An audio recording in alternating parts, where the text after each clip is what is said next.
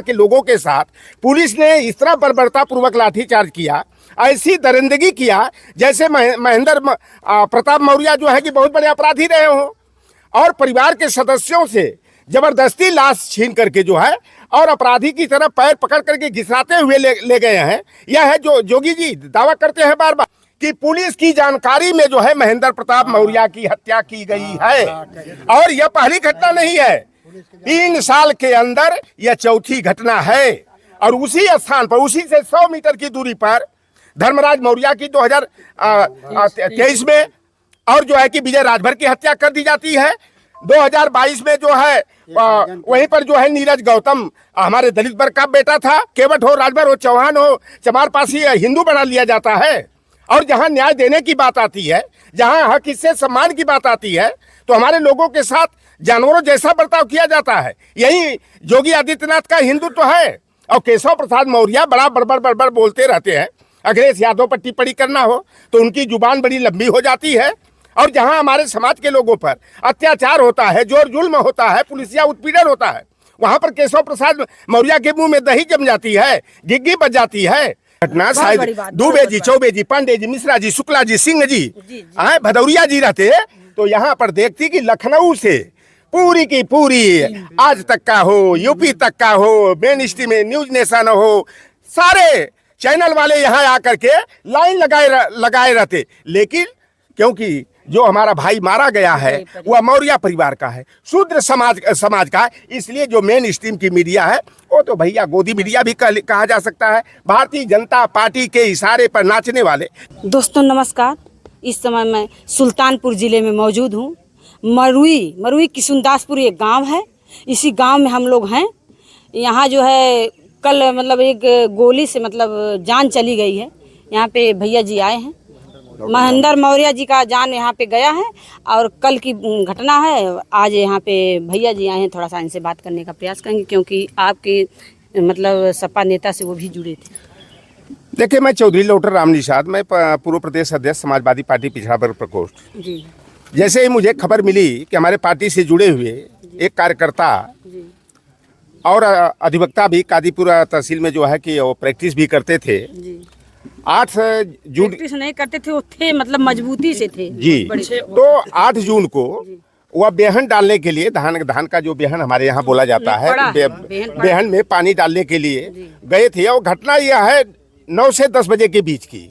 और वहीं पर बगल में जो है कि एक शादी की सालगिरह हो रही है और वहां से महज 100 मीटर की दूरी पर उनके साथ जो है मारपीट करने के बाद वह मुकाबला भी किए हैं हमलावरों का, और गोली मार करके हत्या कर दी जाती है।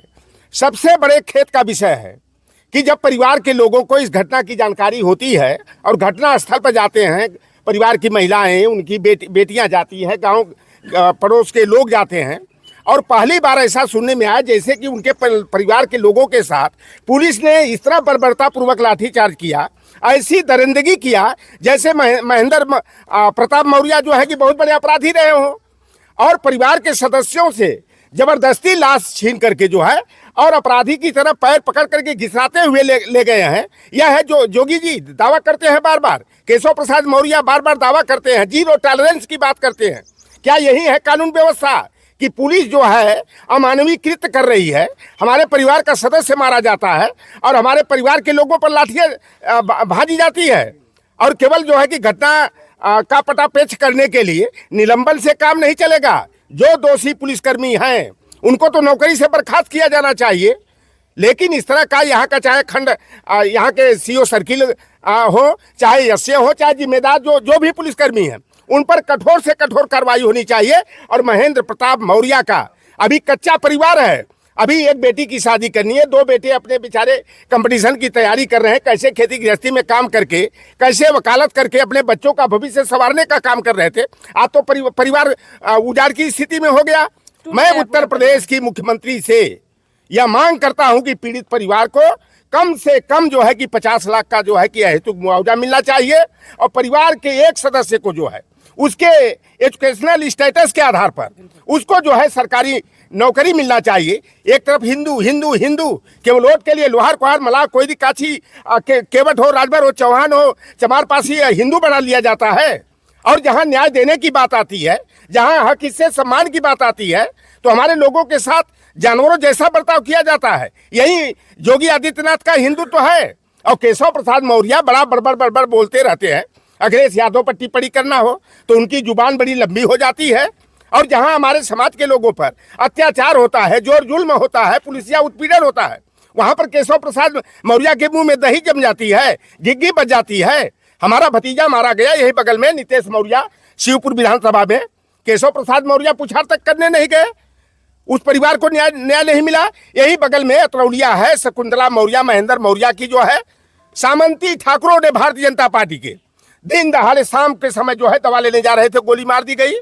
हमारी निशा मौर्य को यही आजमगढ़ के सगड़ी विधानसभा में सामंती भाजपा के ब्राह्मणों ने, जैसे मछली काटी जाती है, सब्जी लौकी कोहड़ा कद्दू काटा जाता है, उस तरह से काट काट करके तलवार से जो है निशा मौर्य की हत्या कर दी जाती है। तब योगी आदित्यनाथ का हिंदुत्व नहीं जागृत होता, केशव प्रसाद मौर्य की जुबान नहीं खुलती। हमारी बेटी और भतीजी प्रिया मौर्य जो इंटर की छात्रा थी, ठाकुर बिरादरी का जो कि विद्यालय का प्राचार्य और आरएसएस का विद्यालय सरस्वती विद्या मंदिर इंटर कॉलेज खागा में हमारी बेटी के साथ बदतमीजी करने का प्रयास किया गया। वो अपनी आबरू बचाने के लिए भागती है और ठाकुर मामा और भांजा पकड़ करके छत पर ले जाते हैं और 3 मंजिला छत से फेंक देते हैं। अब अभी 5 दिन की घटना है, आप देख लीजिए कि यही बाराबंकी में जो है हमारे एक मौर्य को बम मार करके उड़ा दिया जाता है।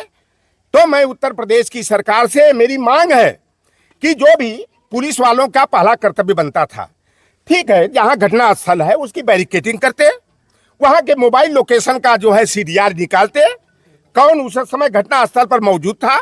लेकिन घटना पर पर्दा डालने का हमको तो यह लग रहा है कि पुलिस की जानकारी में जो है महेंद्र प्रताप मौर्य की हत्या की गई है। और यह पहली घटना नहीं है, 3 साल के अंदर यह चौथी घटना है। और उसी स्थान पर, उसी से 100 मीटर की दूरी पर धर्मराज मौर्य की 2023 में और जो है कि विजय राजभर की हत्या कर दी जाती है। 2022 में जो है वहीं पर जो है नीरज गौतम हमारे दलित वर्ग का बेटा था, उसकी हत्या वहीं पर कर दी जाती है। लेकिन अभी तक घटना का खुलासा नहीं हुआ। अगर देखिए, कहा जाता है कानून के हाथ लंबे होते हैं। अगर पुलिस ईमानदारी पूर्वक अपने पद का सम्मान करे और वास्तव में उतारू हो जाए घटना का पटापेच करने का, घटना से पर्दा हटाने का, तो पुलिस के ये बाएं हाथ का खेल होता है। लेकिन जिस तरह पुलिस ने बर्बरता का परिचय दिया है, जैसे हमको लग रहा है कि वो रामराज शंभू ऋषि की गर्दन कभी काट दी गई, कटवा दी गई, तो यही रामराज है कि हमारे के राजभर की हत्या कर दी जाए, कहीं चमार की कर दी जाए, हमारे बहन बेटी के रास्ता चलते जो है कि उसकी आबरू लूट लिया जाए। और उत्तर प्रदेश की पुलिस पस्त है। जोगी जी मस्ती में जो है हिंदू हिंदू हिंदू हिंदू चिल्ला रहे हैं। यह बड़ा जो है और साफ तौर पर यह है कि यह 0 टॉलरेंस नहीं है। उत्तर प्रदेश में कानून व्यवस्था ध्वस्त है, अपराधी मस्त है, पुलिस पस्त है, अपराधियों के यहाँ शरणागत है।